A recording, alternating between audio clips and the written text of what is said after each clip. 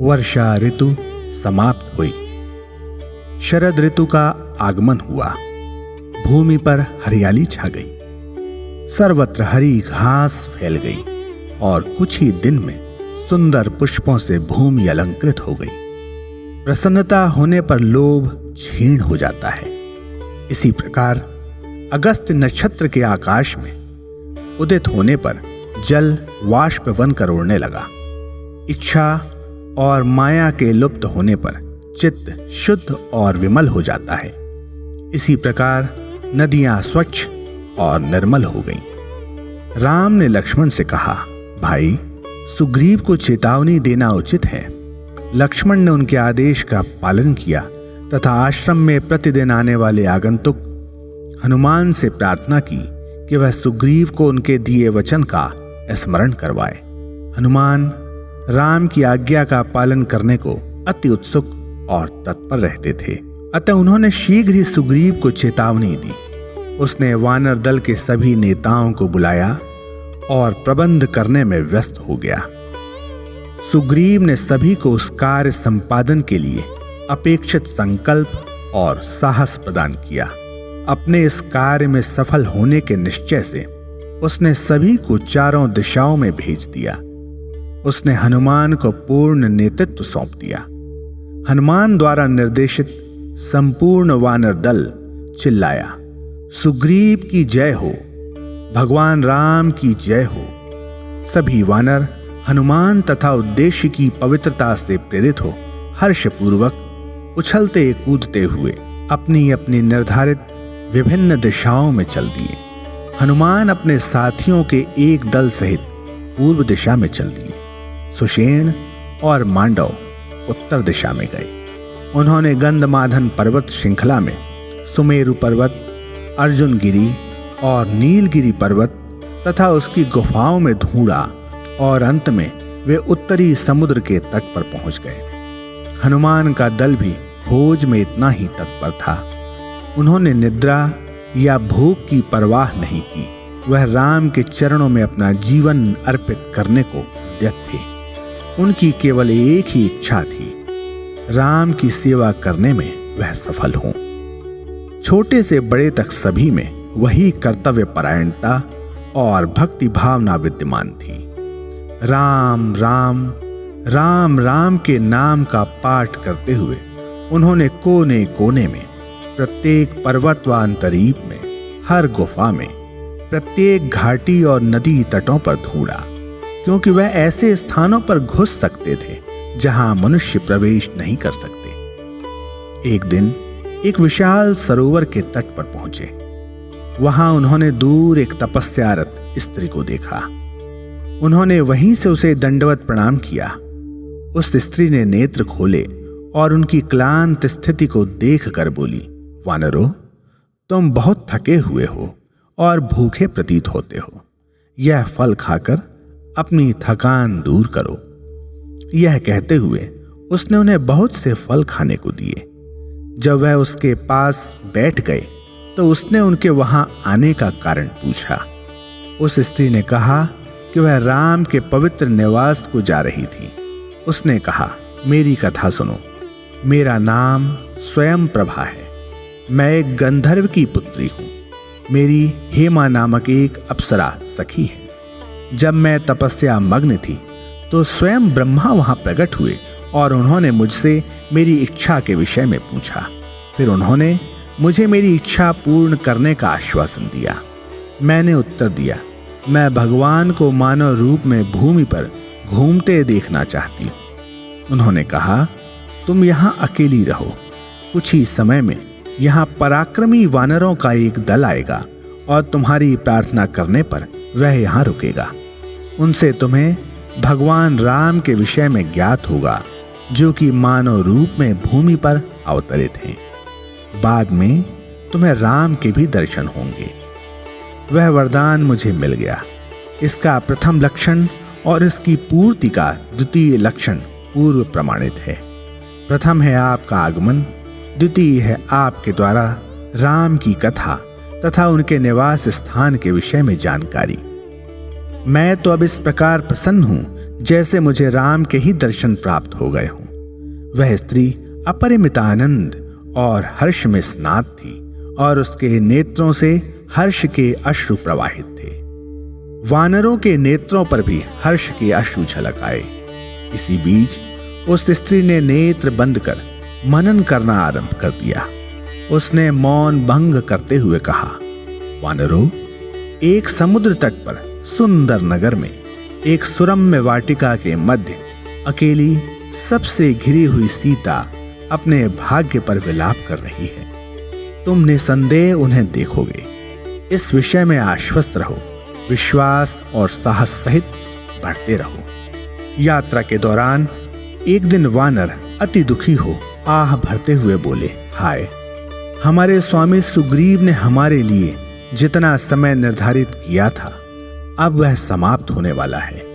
केवल 2 ही दिन शेष हैं।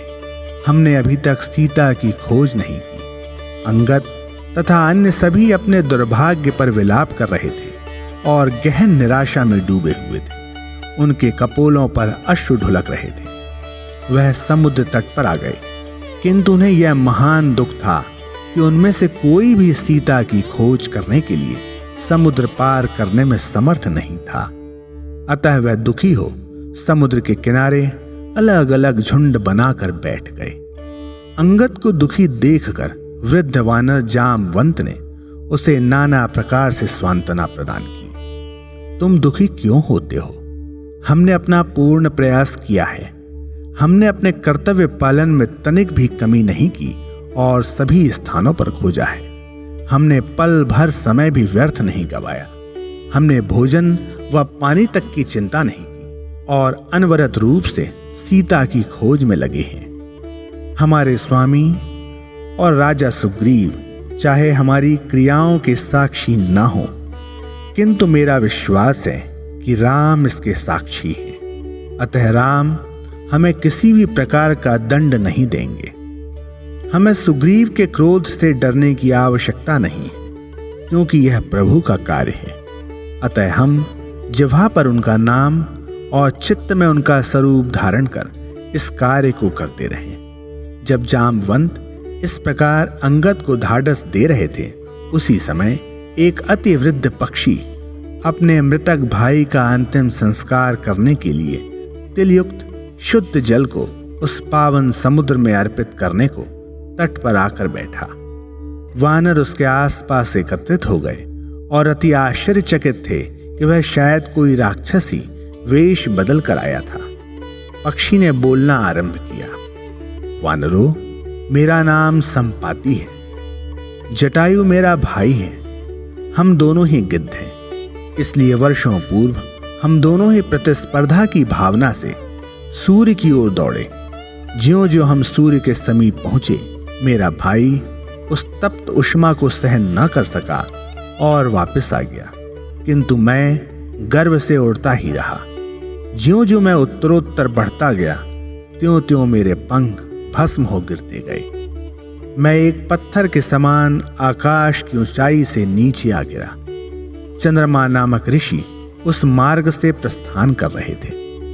उन्होंने मेरी दयनीय दशा देखी। मेरी प्रार्थना से उनका हृदय द्रवीभूत हो गया।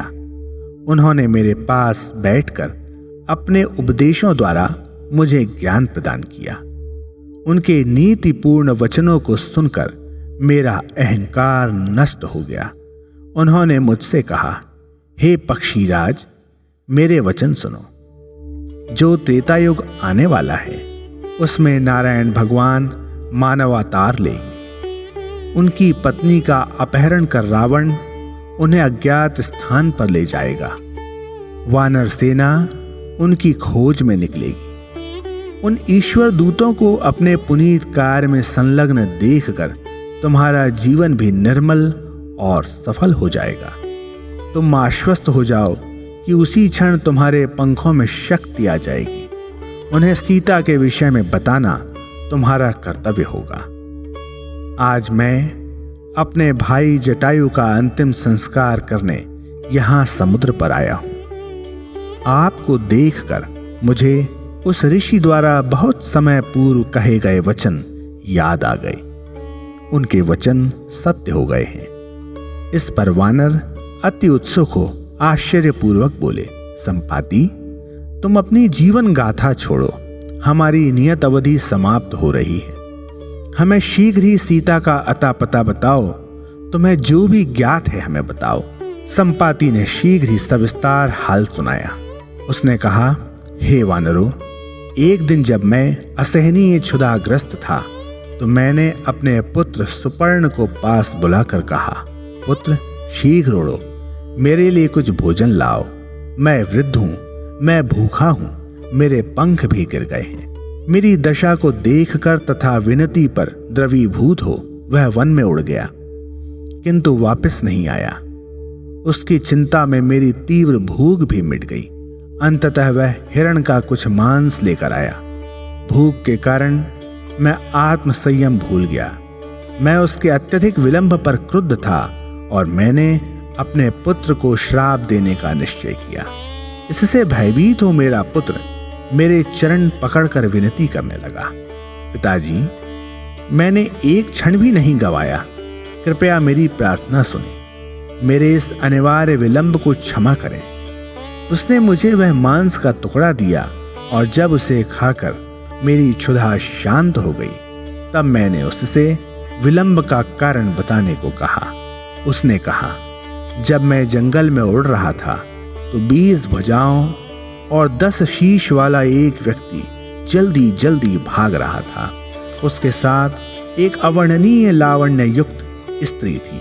वह अति करुण स्वर में क्रंदन और विलाप कर रही थी।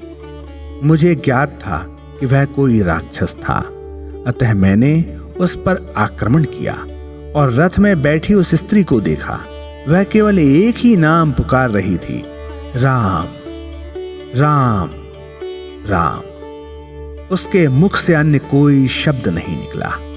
राक्षस को आगे बढ़ने से रोकने तथा उस स्त्री की रक्षा करने के मेरे निष्फल प्रयत्न में ही मुझे देर हो गई। मैंने जब यह वचन सुने तो मुझे स्वयं के पंखहीन होने तथा वृद्धावस्था पर अति लज्जा आई। मुझे महान दुख हुआ। मैंने अनुमान लगाया कि वह अवश्य कोई राक्षस होगा, अतः मैंने अपने पुत्र से पूछा कि वह 10 शीश वाला राक्षस किस दिशा में गया। उसने मुझे बताया कि वह दक्षिण दिशा में चला गया।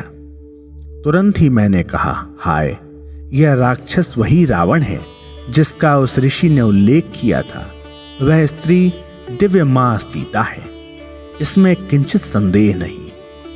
वह राक्षस एक कुत्ते और लोमड़ी की भांति उनका अपहरण कर अपने इस शिकार के साथ भाग रहा था। मैंने गुस्से में अपने दांत पीसे। मैं और कर भी क्या सकता था। इस पर संपाति ने जो घटना सुनी थी वह सविस्तार सुना दी। मैं उस वानर सेना की प्रतीक्षा कर रहा हूं, जैसा कि ऋषि ने मुझे बताया था। मैं प्रतिदिन यह आशा करता था कि वानर मेरे पास से निकलेंगे। आज मेरी प्रार्थना सफल हो गई, मेरा जीवन धन्य हो गया। फिर संपाति ने घोषणा की, हे वानरों, लंका नगरी समुद्र तट पर त्रिकूट पर्वत पर स्थित है। उस नगरी में अनेक मनोरम उद्यान और मैदान हैं। वहां अशोक वन में बैठी सीता अपने भाग्य पर विलाप कर रही है। वह तुम्हारी प्रतीक्षा कर रही है, अतः दक्षिण की दिशा में जाओ। अंगद ने उस पक्षी से पूछा कि उसे यह कैसे मालूम था कि सीता अशोक वन में एक वृक्ष के नीचे बैठी अपने दुर्भाग्य पर आंसू बहा रही है। संपाति ने उत्तर दिया कि गिद्ध की दृष्टि 400 योजन दूर तक जाती है और यदि वह वृद्ध ना होता तो अवश्य ही उनके इस कार्य में सहायता करता। अब समस्या थी उस समुद्र को पार करने की। संपाति ने कहा, हे वानरों, तुम राम द्वारा सौंपे गए कार्य में तभी सफल हो सकते हो यदि तुम में कोई ऐसा वानर हो जिसमें 100 योजन की दूरी तक छलांग लगाने की शक्ति और कौशल हो। जब संपाति ऐसा कह रहा था तो उसके पंख निकल आए और वह कुछ फुदका। वह शीघ्र ही उड़ने में समर्थ हो गया। ऋषि के वचन सत्य सिद्ध हो गए। संपाति पंखों की पुनर्प्राप्ति पर विस्मित रह गया। उसने कहा, हे पराक्रमी वानरों, तुम राम के आदेश को पूर्ण करने के लिए भूख व प्यास की परवाह किए बिना उत्साहपूर्वक खोज में लगे हो। तुमने दृढ़ विश्वास और गहन भक्ति प्रदर्शित की है। तुमने इस खोज में प्रायः अपने जीवन को भी संकट में डाला है। राम ही तुम्हें सहिष्णुता और बल प्रदान कर रहे हैं। वह तुम्हारे माध्यम से अपना कार्य संपादन कर रहे हैं। उनका ध्यान करना और हार्दिक रूप से प्रार्थना करना ही अब तुम्हारा कर्तव्य है। ऐसा करने पर तुम सीता से मिलने में अवश्य सफल होगे और राम को प्रसन्न कर पाओगे। उनके अनुग्रह से तुम अति सरलता पूर्वक इस समुद्र को एक छलांग में पार कर सीता से मिलकर राम के चित्त को प्रसन्न कर सकते हो। हम ईश्वर के हृदय में जो आनंद उत्पन्न करते हैं, केवल वही एकमात्र श्रेष्ठ उपलब्धि है। जो लोग ईश्वर को यह भेंट नहीं देते, उनके विषय में हम क्या कह सकते हैं। जो व्यक्ति ईश्वर द्वारा निर्धारित मार्ग पर चलते हैं और उनकी इच्छानुसार कर्म करते हैं, केवल उनका जीवन ही सार्थक है। शेष का जीवन थोथा और निस्सार है। वह केवल मूल्यवान भोजन खाते हैं और पृथ्वी पर विचरण करते हैं। इन वचनों के साथ ही संपाति पंख खोलकर उड़ गया।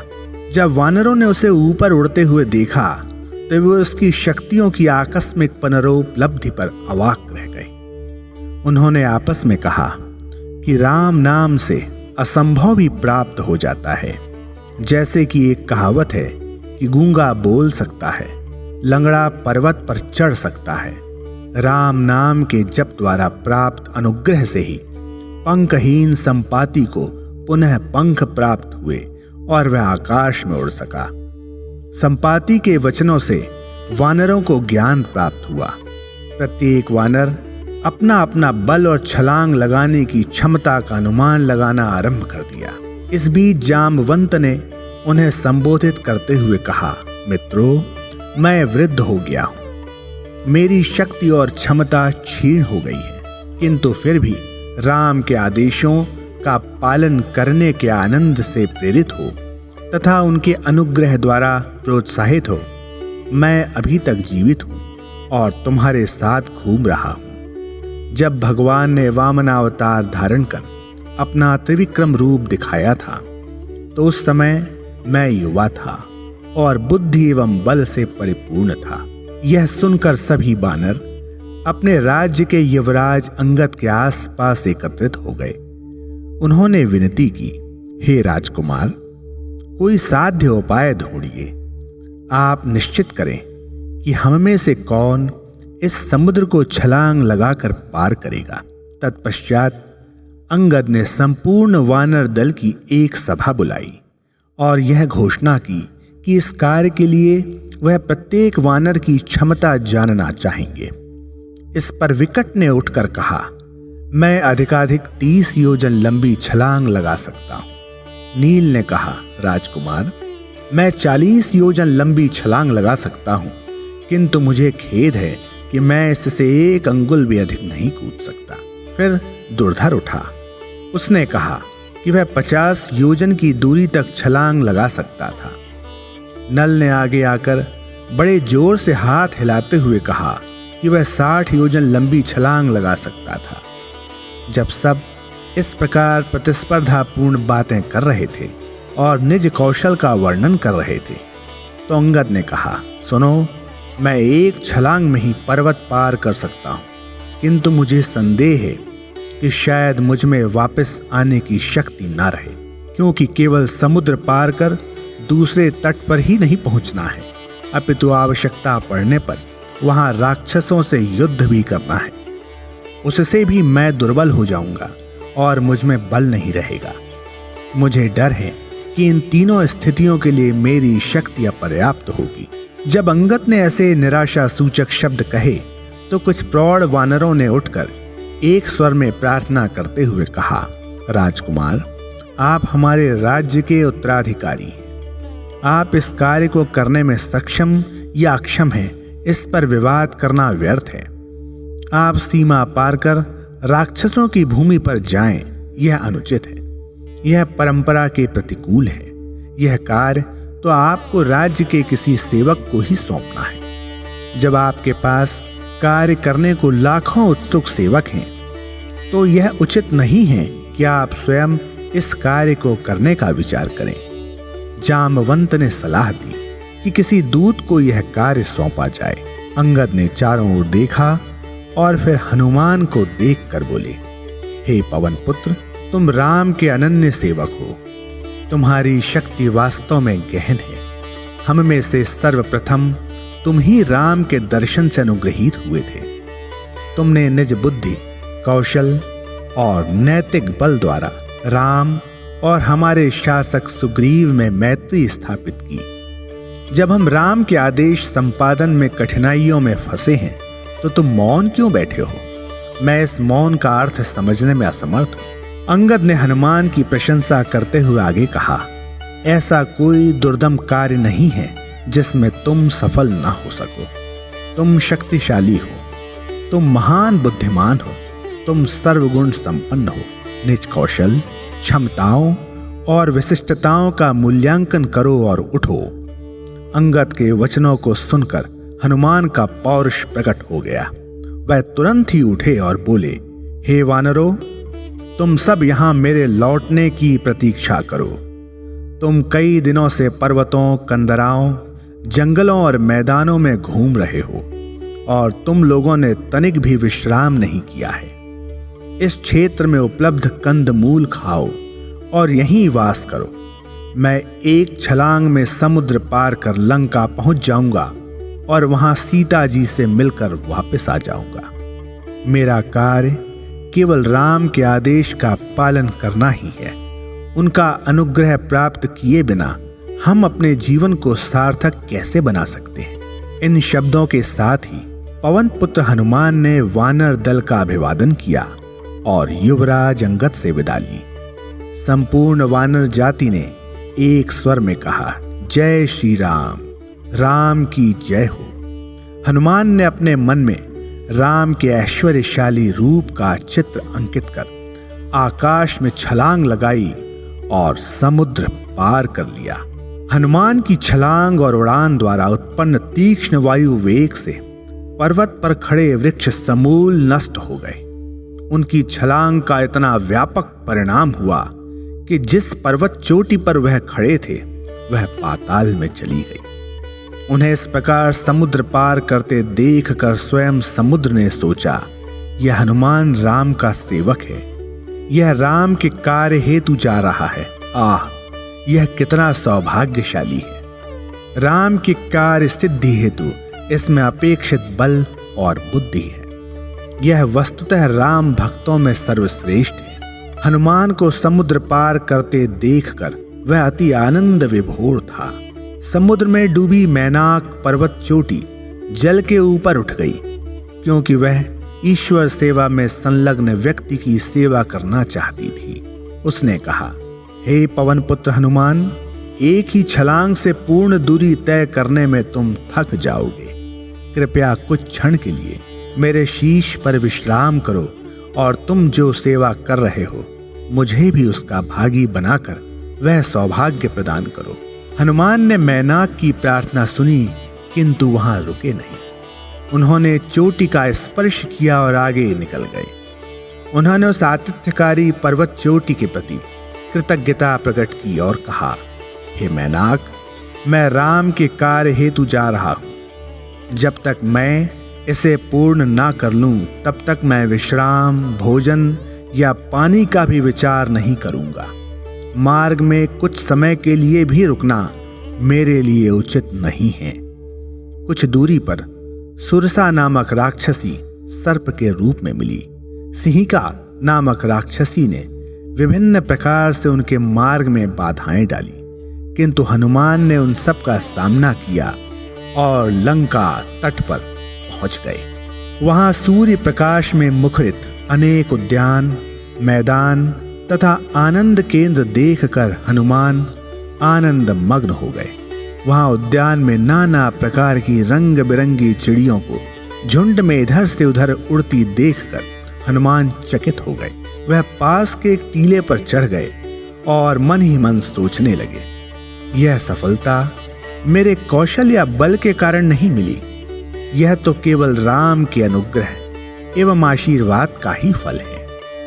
नगर में अनुपम सुंदर गृह, लंबी लंबी सड़कें, चित्ताकर्षक उद्यान आदि देखकर हनुमान आश्चर्य व शंका में पड़ गए कि कहीं यह स्वर्ग का ही दूसरा रूप तो नहीं है। जहां भी दृष्टि जाती वहीं बलशाली राक्षस सड़कों पर दिखाई देते थे। हनुमान ने देखा कि निज इच्छानुसार कोई भी रूप धारण करने के कौशल और शक्तियों के लिए प्रसिद्ध राक्षसियां दुराचारी कार्यों में व्यस्त थीं। रावण की दास्ता में बंधी देव, नाग, गंधर्व और मान कन्याएं मुक्त होने के दिन की प्रतीक्षा में महलों में क्रंदन और विलाप कर रही थीं। हनुमान ने निश्चय किया कि भीड़ से पूर्ण सड़कों पर अपने वास्तविक रूप में घूमना उचित नहीं था। अतः उन्होंने अति सूक्ष्म अगोचर रूप धारण कर नगर में प्रवेश किया।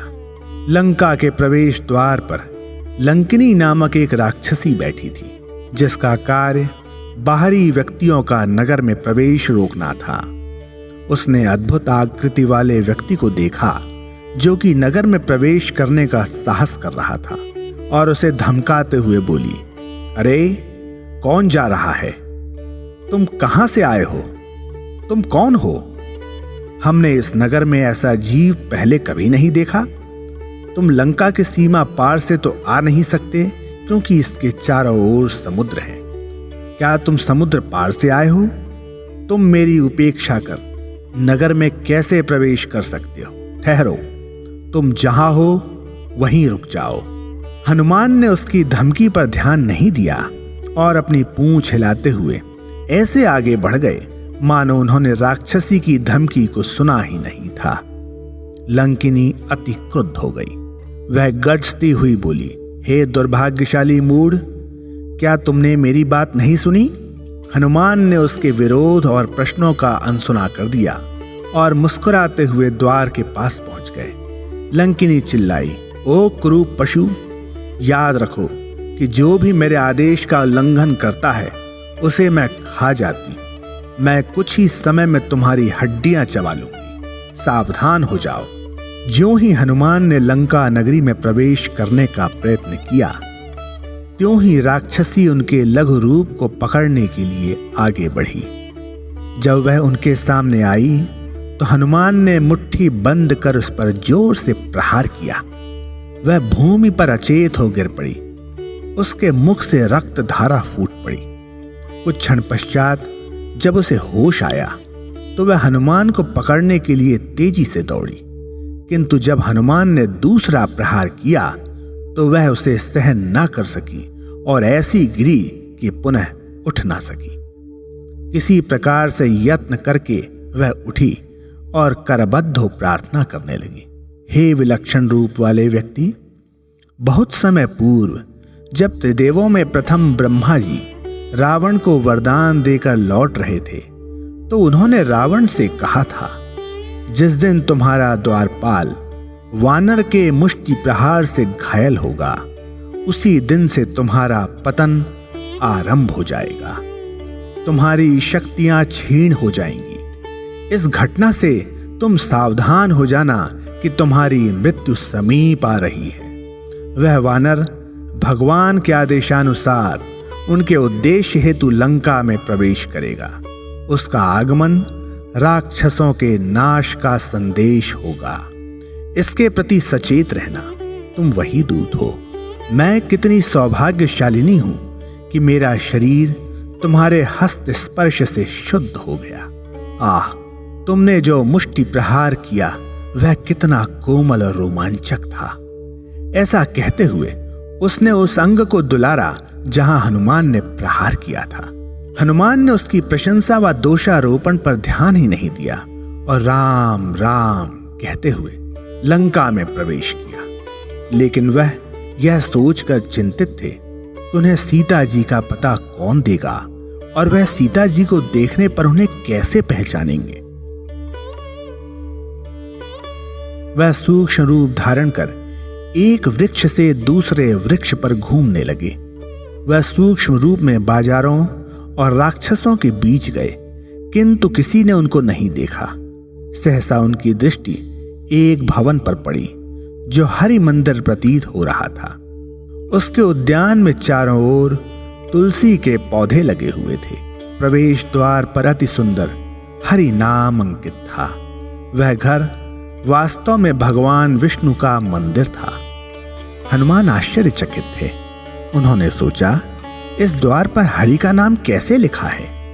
फिर उन्होंने निर्णय किया कि वास्तव में यह कोई पुण्य स्थल है। हनुमान की जिज्ञासा जागृत हो गई। वह उस गृह की छत पर कूद गए और खिड़की में से भीतर झांक कर देखने लगे कि अंदर क्या हो रहा है। अंदर एक व्यक्ति हरि का नाम लेते हुए अंगड़ाई लेकर बिस्तर से उठ रहा था। यह सुनकर हनुमान अति हर्षित हुए। यह देखकर उनका साहस बढ़ा कि लंका में भी हरि का नाम लेने वाले व्यक्ति थे। अतः उन्हें साहस और निर्भयता से सीता जी की खोज करने की इच्छा हुई। इस घर का व्यक्ति धर्मात्मा और सज्जन प्रतीत होता है। शायद यह मुझे सीता का पता बताने में समर्थ होगा। हम दोनों उसी परमात्मा के भक्त हैं। शायद वह मुझसे मैत्री कर ले। इस विचार से हनुमान ब्राह्मण का रूप धारण कर उस घर में गए। यद्यपि एक क्षण के लिए उस गृह के स्वामी विभीषण को आगंतुक को देखकर कुछ शंका हुई, किंतु विभीषण ने सोचा कि जो भी हो, चूंकि वह आगंतुक ब्राह्मण था, अतः उसका सम्मान करना उचित था। अतः वह आगे बढ़कर हनुमान के समक्ष नतमस्तक हो बोला, स्वामी, तुम कहाँ के रहने वाले हो? तुम कहाँ से आए हो? मार्गों पर तुम राक्षसों की दृष्टि से कैसे बचे और उनके द्वारा पीड़ित नहीं हुए? उसने अपने अतिथि को राक्षसों की क्रूरता के विषय में बताया तथा हनुमान के साहस एवं निर्भयता की प्रशंसा की। हनुमान ने उत्तर दिया, मैं हरि का सेवक हूं। मेरा नाम हनुमान है। मुझे राम ने ही भेजा है। तत्पश्चात उन्होंने राम के गुणों और ऐश्वर्य का सविस्तार वर्णन किया।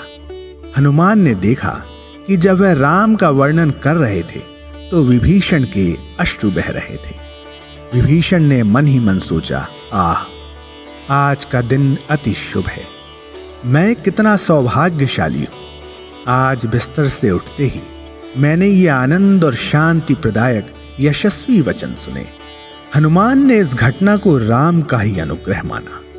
आतंक की नगरी लंका में हरि नाम में मग्न व्यक्ति को देखकर वह अति चकित थे। उन्होंने विभीषण से पूछा, महोदय, आप इस दूषित वातावरण में कैसे रहते हैं? विभीषण ने उत्तर दिया, ऐसा भगवत कृपा के कारण है। ईश्वर ने हमारी जो जीवन अवधि निश्चित की है, हम उतने समय तक ही जीवित रहेंगे। वह भौतिक संसार का स्वामी है, अतः उनके नियमों का कोई उल्लंघन या उन्हें परिवर्तित नहीं कर सकता। मुख के भीतर तीक्ष्ण दांतों से घिरी हुई जिह्वा क्या निरंतर कार्य नहीं करती? इसकी रक्षा कौन करता है? इसी भांति मैं भी यहाँ रह रहा हूँ। मेरे विषय में यह जानना पर्याप्त है। अब मुझे बताओ कि तुम्हें किस कार्य हेतु यहाँ भेजा गया है? हनुमान ने अनुभव किया कि वह सज्जन था और ऐसे व्यक्ति के साथ संपर्क निसंदेह फलदायक होगा। विभीषण के प्रश्नों का उत्तर देने से पूर्व हनुमान ने हर्ष सहित कृतज्ञता सूचक शब्दों में कई बार राम का नाम लिया। राम राम। और पुण्यात्मा विभीषण को अपना उद्देश्य बताने के लिए आज्ञा हेतु प्रार्थना की। उन्होंने सोचा कि उससे कुछ भी छिपाना उचित नहीं था। उन्होंने पूछा, महोदय, आपका नाम क्या है? आप लंका में क्या करते हैं? हनुमान की नम्रता और सद्गुणों से प्रभावित हो विभीषण ने उत्तर दिया, महोदय, मैं एक दुर्भाग्यशाली व्यक्ति हूँ। मैं रावण का भाई हूँ। मेरा नाम विभीषण है।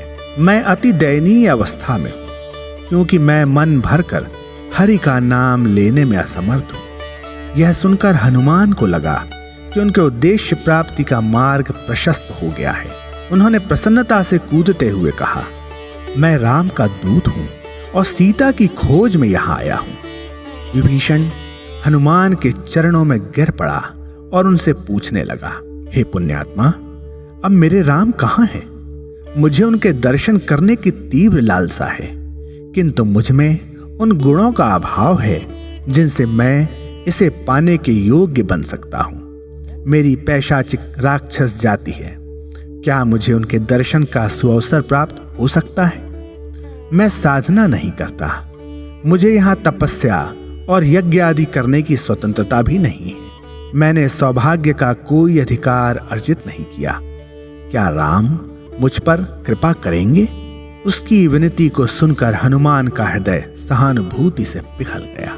हनुमान ने विभीषण को बहुत सांत्वना प्रदान की। उन्होंने कहा, विभीषण, राम केवल हृदय पर ही ध्यान देते हैं। उन पर तुम्हारे पारिवारिक संबंध, धार्मिक रुचि अथवा साधना के स्तर का कोई प्रभाव नहीं पड़ेगा। वह तो भावनाओं और शुद्धता से प्रसन्न होते हैं।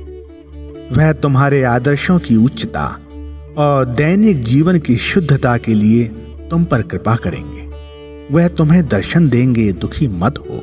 उनकी दया और अनुग्रह का मुझे सर्वोत्तम प्रमाण मानो। मैं वानर हूं, हठ धर्मिता मेरी जाति की विशेषता है। वानर शब्द चपल, चंचल और क्षुद्र चित्त का पर्याय माना जाता है। मैं शास्त्रों में दक्ष नहीं हूं, मुझे तप का भी अर्थ ज्ञात नहीं है। मैंने निर्दिष्ट नियमानुसार प्रभु का नाम स्मरण नहीं किया और न ही पवित्र नदियों पर तीर्थ यात्रा की। फिर भी राम ने मुझ पर कृपा की, क्योंकि वह तो हमारे हृदय और भावनाओं पर ही ध्यान देते हैं। तुम्हारे विषय में भी वह तुम्हारी भावनाओं की शुद्धता पर ही ध्यान देंगे। विश्वास रखो, शंका मत करो। इन वचनों से शांति प्राप्त कर विभीषण ने हनुमान को सविस्तार बताया कि सीता को किस प्रकार लंका लाया गया। हनुमान ने भोजन व जल ग्रहण नहीं किया, क्योंकि उन्होंने प्रण किया था कि जब तक वह सीता के दर्शन कर उनको राम का संदेश नहीं दे देंगे, वह कुछ नहीं खाएंगे या पिएंगे। वह विलंब सीता की खोज करने को उत्सुक थे, किंतु विभीषण ने उन्हें सावधानी पूर्वक धीरे धीरे बढ़ने का तथा रावण के राज्य की शक्ति और दुर्बलता से परिचित होने का परामर्श दिया। उसने भी हनुमान को इन विषयों में यथासंभव जानकारी प्रदान की। तत्पश्चात उसने हनुमान को अपने उद्देश्य हेतु जाने की आज्ञा दी। हनुमान सीता को लंका में जानकर इतने प्रफुल्लित थे कि सीता लंका में कहाँ थी यह पूछना ही भूल गए। उन्होंने सीता को ढूंढने के लिए अनेक गृहों में प्रवेश किया। उन्होंने देखा कि स्त्रियां मद्यपान और नृत्य के नशे में बिस्तर पर पड़ी थीं तथा विलासिता में पतित थीं। राम द्वारा वर्णित सीता के लक्षणों और विशिष्टताओं को दृष्टि में रखते हुए उन्होंने उन घरों में प्रत्येक स्त्री को बड़े ध्यान से देखा, किंतु उन्हें सीता कहीं नहीं मिली। निराश हो वह एक पर्वत चोटी पर बैठ गए और बहुत समय तक उस स्थिति पर विचार करते रहे। उन्होंने स्वयं से कहा, सीता से मिलकर उन्हें सांत्वना प्रदान करने के अपने इस उद्देश्य को पूर्ण किए बिना मैं राम के पास वापस कैसे जा सकता हूं? इससे तो ज्यादा अच्छा है समुद्र में डूब जाना। हाय, मेरा जीवन व्यर्थ है, मुझे धिक्कार है। उसी क्षण उन्होंने कुछ दूरी पर एक हरा भरा उद्यान देखा। पर्वत चोटी पर से नीचे उतरते हुए उन्होंने अनुभव किया कि चूंकि वह उद्यान एक घाटी में था जो कि चारों ओर से गगनचुंबी अट्टालिकाओं से घिरी हुई थी, अतः वह नीचे उतरकर उस स्थान की खोज नहीं कर सकते थे। उन्हें कुछ समझ नहीं आ रहा था कि वह क्या करें, इसलिए वह विभीषण के घर की ओर तेजी से बढ़े और वहां जाकर देखा कि वह राम नाम के जप में रत था।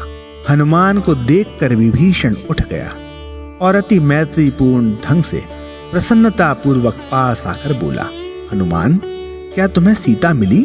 हनुमान ने अपनी निराशा व्यक्त की, किंतु विभीषण ने उन्हें बताया, हनुमान, इस नगर में अशोक वन नामक वाटिका है। इसमें भयानक और बलशाली राक्षसों के मध्य सीता को रखा गया है। मेरी पत्नी और पुत्री भी वही हैं जो उनकी सेवा करती हैं। उसने उन्हें वाटिका का मार्ग बताया। हनुमान एक क्षण भी नहीं ठहरे और तुरंत ही उद्यान में पहुंच गए। उन्हें दौड़ते देखकर लोग चिल्लाने और डरने लगे, क्योंकि उनका रूप अति अद्भुत और असाधारण था। यह देखकर हनुमान को आभास हुआ कि उनका रूप उन्हें विशिष्ट और सार्वजनिक बना रहा था। अतः उन्होंने सूक्ष्म रूप धारण कर लिया। एक के बाद एक वृक्ष पर छलांग लगाते हुए और पत्तों के झुरमुटों में स्वयं को छिपाते हुए हनुमान अशोक वन पहुंच गए। वहां उन्होंने देखा कि एक वृक्ष के नीचे भोजन व निद्रा के अभाव में एक हीन छीन स्त्री बैठी हुई थी। उसके आसपास पहरा दे रहे क्रूर राक्षस उसे अपनी इच्छा बदलने व प्रण खंडित करने की धमकी दे रहे थे। इसी बीच वहां नगाड़ों और बाजों सहित भारी सवारी आई। हनुमान ने उस सवारी में एक राजा देखा, जिसने राजसी ढंग के आभूषण और वस्त्र पहन रखे थे।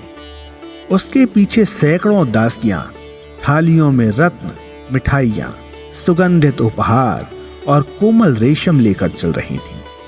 हनुमान ने पत्तों के झुंड में छिपकर वृक्ष की ऊंची शाखा पर से यह सब दृश्य देखा। प्रत्यक्षतः वह रावण था, क्योंकि उसने सीता से आग्रह और प्रार्थना की।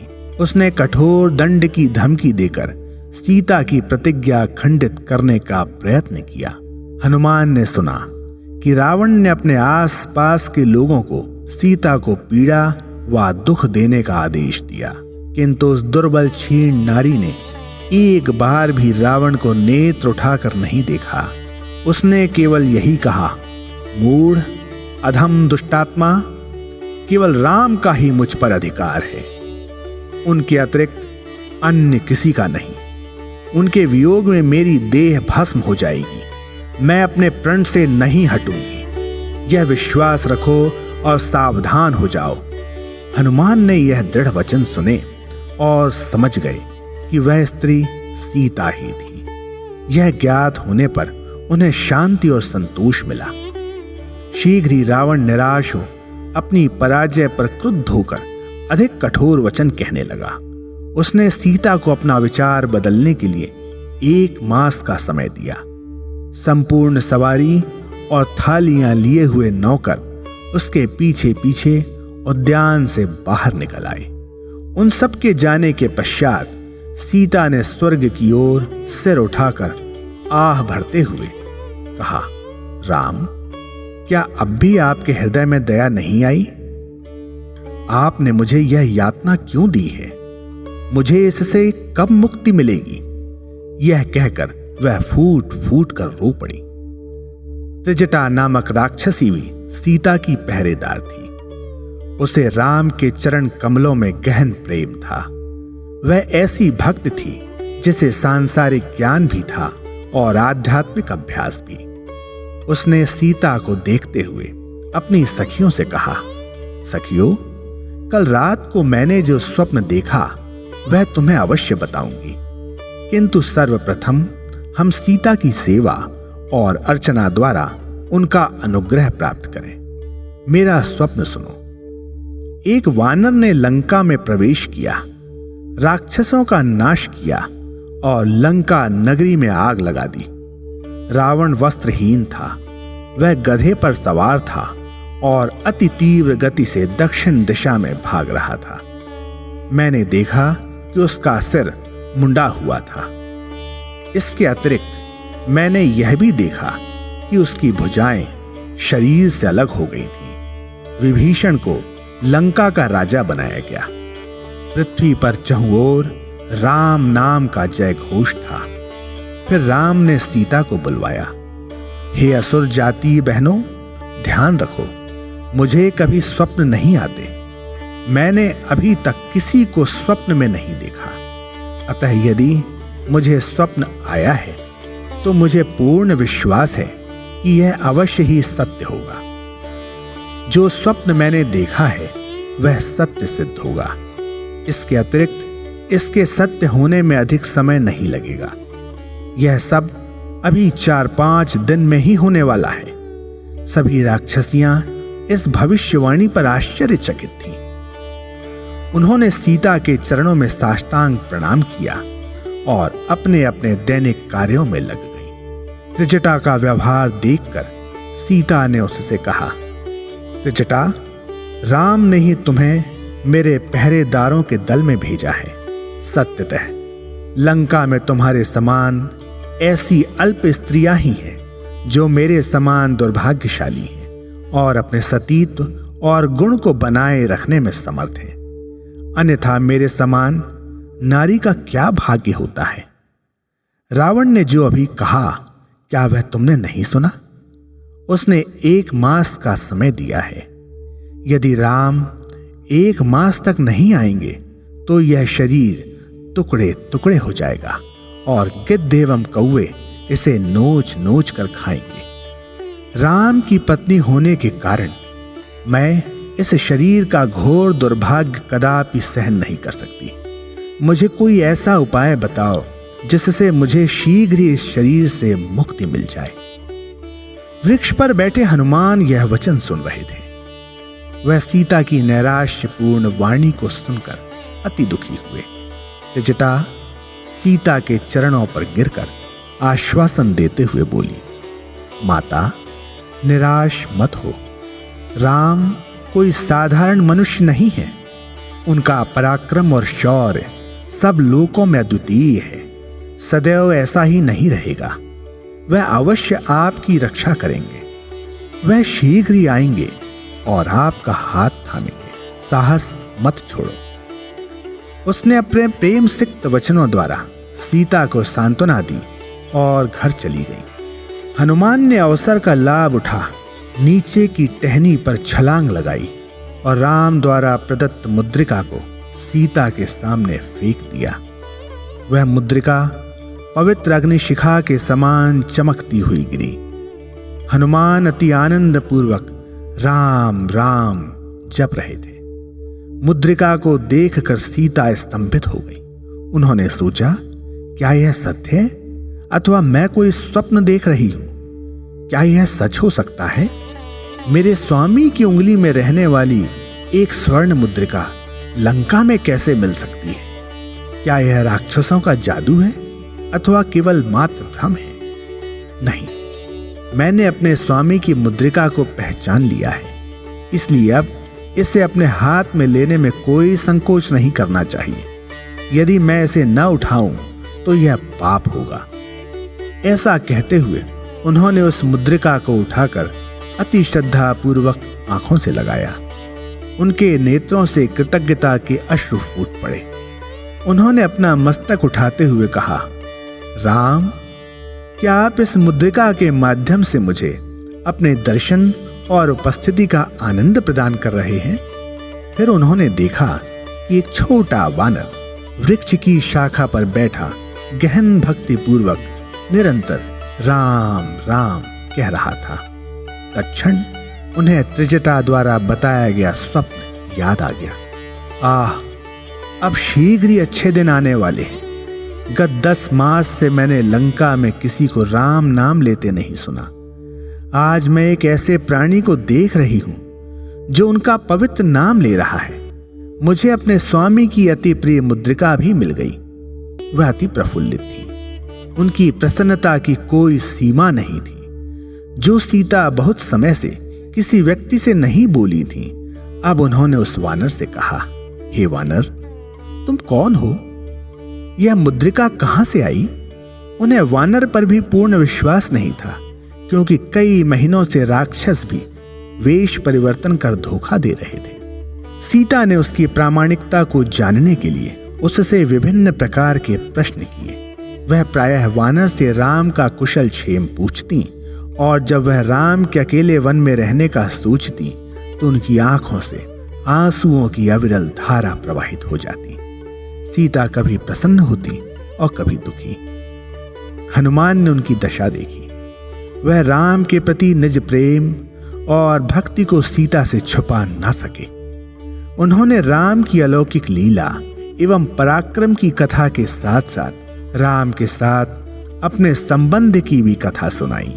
यह कथा सुनकर सीता ऐसी प्रसन्न हुई जैसे रामचंद्र साक्षात उनके समक्ष खड़े हों। उन्हें बिल्कुल ऐसा आभास हो रहा था जैसे अयोध्या और वनों में वह श्री राम के साथ खड़ी थी। वह अत्यधिक रोमांचित हो उठी और अपनी सुध बुध भूल गई। जल्दी ही वह चेतना में लौटी। उन्होंने कहा, हे वानर, यह सब सुनकर मुझे बहुत हर्ष हुआ है, किंतु मैं तुमसे एक प्रश्न पूछती हूं। इस नगर में इतना कठोर और दक्ष पहरा लगा है और तुमने इतने लघु व दुर्बल वानर होने पर भी इसमें कैसे प्रवेश किया? तुम इन राक्षसों से बचकर यह स्थान खोजने और मुझ तक आने में कैसे समर्थ हुए? हनुमान ने उत्तर दिया, माता, मुझ में क्या शक्ति और सामर्थ्य है? मैं तो राम का सेवक और दास हूं। वह निज इच्छानुसार मुझसे कार्य करवाते हैं। उनके बिना मैं क्षण भर भी जी नहीं सकता। मैं उनके हाथ की कठपुतली हूं। वह जो मुझसे करवाते हैं मैं वही करता हूं। मेरी कोई निज इच्छा नहीं है। तदुपरांत हनुमान ने राम के ऐश्वर्य का गुणगान किया और उनके प्रति निज भक्ति व समर्पण भाव को अति प्रभावी ढंग से व्यक्त किया। उनके वचन अति रोमांचकारी थे।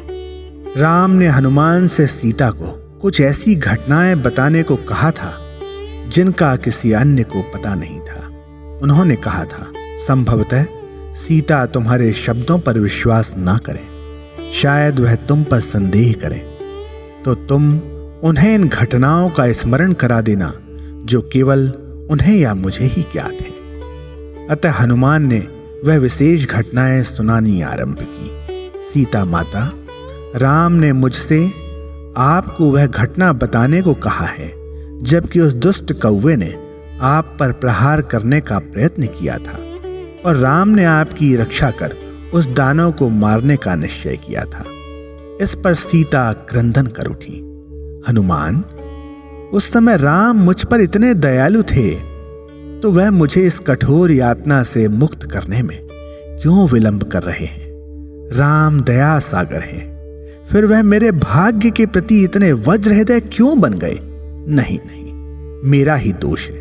राम दयालुता की प्रतिमूर्ति है। वास्तव में उन्हें तो यह नाटक करना है जिसमें सभी प्रकार की कठोरता प्रदर्शित करनी है। हनुमान, तुम कोई साधारण प्राणी नहीं हो, क्योंकि राम किसी सामान्य जन से इतना अगाध संबंध नहीं रखते, ना ही वह किसी निम्न व्यक्ति के द्वारा यह मुद्रिका भिजवाते। तुम कितने सौभाग्यशाली हो कि तुम्हें उन्होंने अपना दूत बनाया। तुम एक बार मुझे अपनी पूर्ण आकृति और रूप दिखा दो। तत्पश्चात हनुमान नीचे उतर आए और अति श्रद्धा पूर्वक करबद्ध हो सीता के समक्ष खड़े हो गए। जब सीता ने उन्हें अति विशालकाय भयानक आकृति में बढ़ते देखा तो उन्हें भ्रम हुआ कि शायद वह किसी राक्षस की चाल थी। उन्होंने अपने नेत्र मूंदकर दूसरी ओर मुख मोड़ लिया। हनुमान को उनके भय और शंका का आभास हो गया और उन्होंने कहा, माता, ना तो मैं रावण हूं और ना ही कोई दुष्ट राक्षस हूं। मैं तो अद्वितीय तेजपूर्ण पवित्र शरीरधारी राम का सेवक हूं। वे ही मेरे श्वास हैं। मुझ पर विश्वास करें, मैं सच बोल रहा हूं। उन्होंने यह अनुमान लगाकर कि आप मुझ पर विश्वास नहीं करेंगी, अपनी उंगली से स्वर्ण मुद्रिका उतार कर आपको देने के लिए मुझे दी। मेरे साथ सुग्रीव, जामवंत, अंगद और हजारों असाधारण पराक्रमी आए, किंतु राम के अनुग्रह से केवल मैं ही समुद्र पार करने में समर्थ हुआ। अन्य सभी दूसरे पार हैं। हमें जटायु और शबरी ने इस दुष्ट राक्षस राजा द्वारा आपके अपहरण के विषय में बताया। 3 दिन पूर्व संपाति से मिलने पर जब यह निश्चित हो गया कि आप यहाँ हैं, तो हम इस प्रकार प्रसन्न हुए जैसे आपके दर्शन करने पर होते। राम और लक्ष्मण आपका शुभ समाचार सुनने के लिए मेरी प्रतीक्षा कर रहे हैं। यदि आप मुझे आज्ञा दें तो मैं शीघ्र ही लौट जाऊं और उन्हें आपका कुशल क्षेम बताऊं। सीता ने विनती करते हुए कहा, हनुमान, मुझे नहीं मालूम कि तुम यहां वापस आओगे अथवा कब आओगे। कृपया 1 दिन और यहां रहकर राम और लक्ष्मण के विषय में बताकर मुझे प्रसन्न करो। राक्षसियां अपने अपने कार्य करने को वहां एकत्रित हो रही थीं। अतः हनुमान अपना लघु रूप धारण कर वृक्ष पर चढ़ गए। वृक्ष के नीचे बैठी सीता हनुमान की बातों पर बारंबार विचार कर रही थी। ऐसा करने में उन्हें महान आनंद मिल रहा था और वह आशीर्वाद सूचक दृष्टि से वृक्ष पर बैठे हनुमान को देख रही थी। उस दिन उन्हें भूख प्यास भी नहीं लगी। उन्होंने स्त्री रक्षकों द्वारा लाए गए फलों और पेय पदार्थों का स्पर्श तक नहीं किया। उनकी दयनीय दशा को देखकर हनुमान का हृदय पिघल गया। हनुमान को सीता दुख की प्रतिमूर्ति प्रतीत हुई। हनुमान ने जब उन राक्षसियों के कठोर एवं कड़वे वचन सुने तो क्रोध से दांत पीसने लगे, क्योंकि वह निज इच्छानुसार उनसे कुछ नहीं कह सकते थे। उन्हें तो सीता के आदेशों का ही पालन करना था। कुछ समय पश्चात विभीषण की पत्नी सुरमा और पुत्री तिजटा उस वृक्ष के पास आकर सीता के चरणों पर गिर पड़ी और अति निराशा पूर्वक वहीं बैठ गईं। उन्होंने सीता का कुशल क्षेम पूछा। वह दोनों सीता के पक्ष में ही थी, इसलिए सीता ने उन्हें बताया कि किस प्रकार तिजटा का स्वप्न सत्य हुआ और वास्तव में वानर ने लंका में प्रवेश कर लिया था। संपूर्ण घटना सुनने पर सुरमा और तिजटा ने अत्यधिक उत्साह और उत्सुकता प्रकट की। उन्होंने संपूर्ण वृत्तांत जानने की उत्सुकतावश सीता से विभिन्न प्रश्न किए। सीता ने उन्हें वृक्ष की शाखा पर बैठे वानर और उसके द्वारा लाई गई मुद्रिका दिखाई। उन दोनों ने अति श्रद्धापूर्वक मुद्रिका को सिर से लगाया। हनुमान सीता से अकेले में मिलने का अवसर देख रहे थे और शीघ्र ही उन्हें यह मिल गया।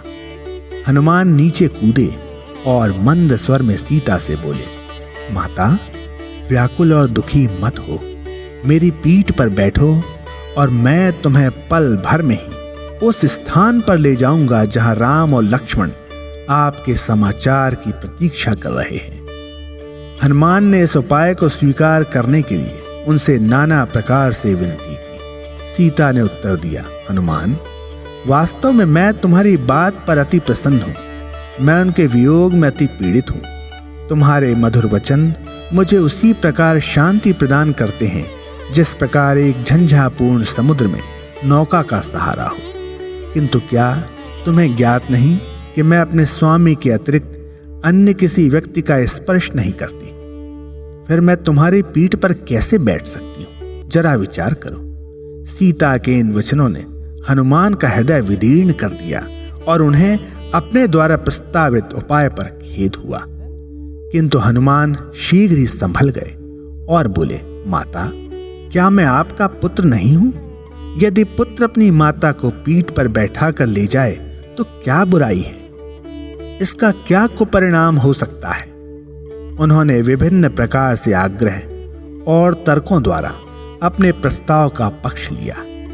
प्रत्युत्तर में सीता ने घोषित किया, हनुमान, ठीक है, मेरे और तुम्हारे लिए माता व पुत्र की भावना रखना ठीक है, किंतु कल्पना करो कि संसार इसे क्या कहेगा। क्या हमें उस पक्ष पर विचार नहीं करना है? हमें ऐसा जीवन यापन करना चाहिए जिससे हम दूसरों के लिए उदाहरण बन सके। हमें ऐसे कर्म नहीं करना चाहिए जिससे दूसरे व्यक्ति हमारा उपहास करें, अपमान करें अथवा हम पर दोषारोपण करें। कोई भी हम पर उंगली ना उठाए। इसके अतिरिक्त हमें अपने कर्मों के फलस्वरूप आत्मसंतोष प्राप्त करना चाहिए। जब मुझे ज्ञात है कि मैं यह नहीं प्राप्त कर सकती तो मैं वैसे कर्म कदापि नहीं करूंगी, चाहे मेरे प्राण चले जाएं, किंतु मुझे किसी सहायता की आवश्यकता या आकांक्षा नहीं है। इसके अतिरिक्त मेरे राम को उस क्रूर राक्षस का नाश करना है जो मुझे बहुत समय से पीड़ित कर रहा है। केवल राम को ही अपना यह कर्तव्य करना है, इसे अन्य कोई नहीं कर सकता। उन्हें स्वयं यहां लंका में आकर रावण का नाश कर सीता को वापस ले जाना है। उनके समान सच्चे वीर का यही लक्षण है, सच्चे पराक्रमी का यही चिन्ह है। रावण को देखो, वह वेश बदलकर चोर के रूप में आया और मुझे मेरे स्वामी से चुरा लिया। किंतु राम धर्म स्वरूप है, वह सदाचार के नियमों का पालन करते हैं, वह अपने वचन पर दृढ़ रहते हैं। जब यह समाचार फैलेगा कि राम ने वानर भेजा और रावण को बिना बताए ही सीता वापस ले गए, तो यह राम का अपमान होगा। तुम्हारे द्वारा प्रस्तावित उपाय द्वारा यहां से मुक्त होना निश्चय ही राम के प्रति विश्वासघात होगा। अतः हमें निम्न उपाय नहीं अपनाने चाहिए। हमें राम के पवित्र नाम की अपने श्वास के समान रक्षा करनी चाहिए। उनके यश रूपी देवता की ही हम अपने हृदय में अर्चना करते हैं। हमें इसे मन, वचन एवं कर्म द्वारा अक्षय बनाना है। इस कारण तुम्हारे प्रस्ताव से मुझे कोई संतोष नहीं मिला।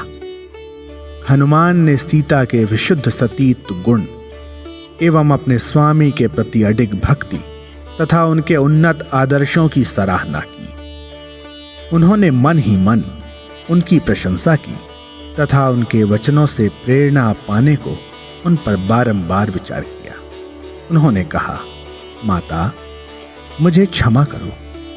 मैंने अपनी आंखों से देखा है कि आपको घोर यातना दी जा रही है तथा राम के वियोग में आप अत्यधिक पीड़ित हैं। इसी कारण मैंने यह प्रस्ताव रखा कि आपको शीघ्रातिशीघ्र प्रभु के चरण कमल में ले जाऊं। यदि यह अनुचित था तो मुझे क्षमा करें। यह कहते हुए वह बारंबार गहन पश्चाताप सहित सीता के चरणों पर गिर पड़े। सीता ने उनसे बार बार राम और लक्ष्मण के वन में रहने के विषय में पूछा। हनुमान ने कहा, पुरुषों की चिंता क्यों करती हैं? वह तो सभी पीड़ाएं सह सकते हैं। वह तो स्त्री के वियोग को भी धैर्य सहित सहन कर सकते हैं। स्त्रियों को अधिक कष्ट उठाना पड़ता है, क्योंकि पति के वियोग में उनका जीवन भयावह बन जाता है।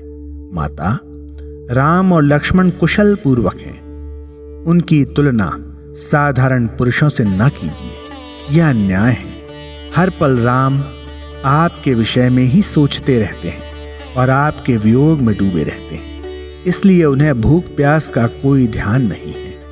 लक्ष्मण उन्हें किंचित फल खाने या पीने को बाध्य करते हैं, अन्यथा वे कुछ नहीं खाते पीते। मुझे तो कोई ऐसा अवसर याद नहीं आता जबकि राम ने स्वेच्छा से एक घूंट पानी भी पिया हो। यह मत समझो कि वह आपको भूल गए हैं या आपकी उपेक्षा कर रहे हैं। लक्ष्मण संपूर्ण समय राम की ऐसे देखभाल करते हैं जैसे पलक नेत्र की रक्षा करते हैं। वह तो राम के श्वासों के श्वास हैं। वह आपके विरह में तथा अपने भाई को दुखी देख कर अति खिन्न है। वह तो शिला के समान बन गए हैं, जो कि केवल राम से ही संबंधित है और अन्य सभी बातों से अप्रभावित है। वह साहस और शक्ति के स्रोत हैं। वह गत 10 मास से न सोए हैं और न उन्होंने भोजन किया है। जब हनुमान दोनों भाइयों की दयनीय स्थिति का वर्णन कर रहे थे तो सीता ने इस प्रकार अभिनय किया मानो वे अपने प्रति राम के प्रेम एवं अनुराग पर चकित हों। उन्होंने बार बार यही कहा, हाँ, तुम भी केवल पुरुषों के ही दुखों का वर्णन करते हो, तुम स्त्रियों की पीड़ा को क्या जानो। उन्होंने हनुमान के कथन में विश्वास न कर पाने का दिखावा किया, किंतु मन ही मन उनके ज्ञान एवं शक्ति की सराहना की। राम और हनुमान के मिलन एवं उनके स्नेह व निष्ठापूर्ण बंधन से सीता को अत्यंत हर्ष और संतोष प्राप्त हुआ। अंततः उन्हें हनुमान की सभी बातों पर पूर्ण विश्वास हो गया।